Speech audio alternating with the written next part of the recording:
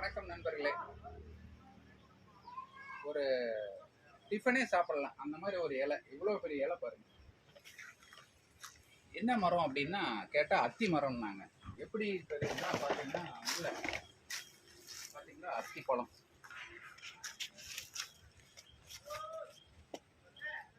எவ்வளோ பழம் பாருங்க. இதுதான் வந்து பழுத்து அவ்வளோ சத்தாக நமக்கு கையில் கிடைக்குது. இலைகள்லாம் பாருங்க எவ்வளோ பாதுகாப்பாக இயற்கை வந்து நமக்கு கொடுக்குறதுல எத்தனை விஷயங்கள் இருக்குது பாருங்க. ரொம்ப அற்புதமான விஷயம். இது நம்ம நண்பரோட தோட்டம் பொள்ளாச்சி போகிற வழியில் இருந்தது. எதேச்சியா வாங்க அப்படின்னாரு. இது பார்த்தீங்கன்னா வாட்டர் ஆப்பிள்ன்ட்டு இது பூரா நிறைய வளர்ந்து தான் இருக்கும்.